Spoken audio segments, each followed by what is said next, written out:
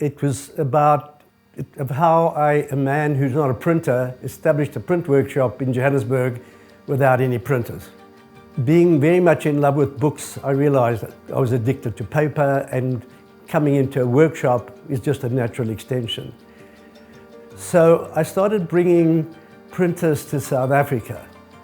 I was very well informed in the print world because I'd done my first edition with an artist called Joe Tilson, with a printmaker, Jack Sheriff, and I learned a lot from that collaboration as to having an ownership of an edition of 50 works which represented your particular taste in a particular artist, and you wanted the world to know about that artist, and you wanted to develop a reputation for being a publisher of important work. It was also challenging because I wasn't an art historian by training, but what fascinated me was the visual literacy aspect and the fact of the historical connectivity.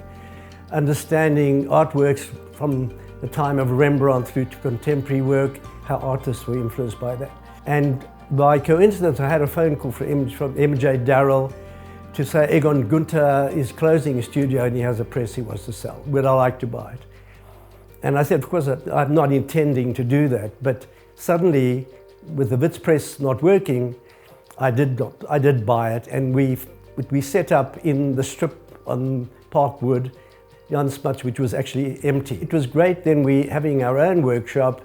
William would come in to what we call 140 Jan Smuts. And then the first really big project at the workshop that came about was William preparing for his nose opera. And he had about 3 years in advance for that. The Metropolitan Opera House had given him that much notice.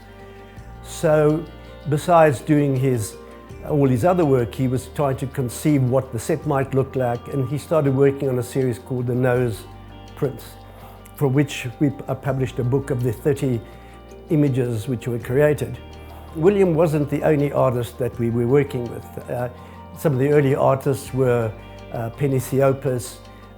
Then we also helped a lot of young artists in the beginnings, people like Colbert Mashili, Senzo Shabangu a bit later. But we worked with David Kolwani, we worked with even actually Sam. It was always difficult to work with Sam Schlingetko because his work is so much about color. But we were very much about black and white, very traditional intaglio and etching.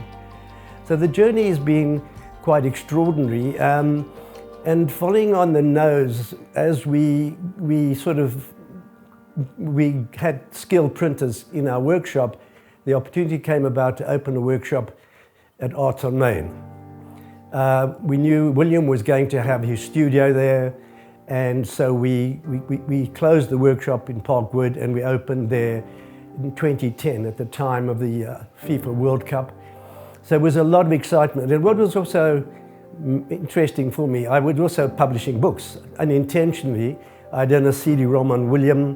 What was fabulous also, the success that I had in terms of promoting William allowed me to have resources to start promoting other artists, because that was really, I'm at the stage that I really wanted to help and I wanted to disseminate information.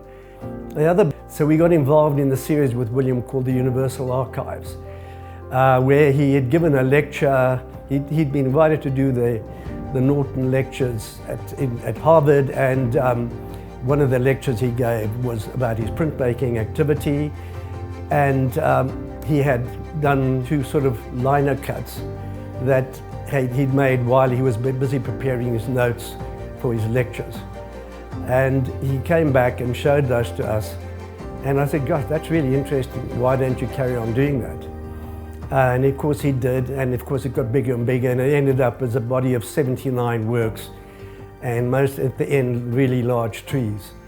I was very fortunate to be able to work with a master printmaker, you might say, besides William. Deborah Bell, who was extraordinary. Robert Hodgins we collaborated with. Diane Victor, who is one of the greatest draftspeople in the world, have all worked at our workshop. The work we did with Penny was quite extraordinary. It was very, very early on when she was dealing with a very difficult subject of abuse of young women. On reflection of all this, I realize it's all been about the printers. I've been really fortunate to have worked and collaborated and become in a way the creative director That's really been the pleasure of the activity. It's the collaboration with these great printers and also wonderful artists, but very much this collaborative spirit which brings things into the world which otherwise wouldn't exist.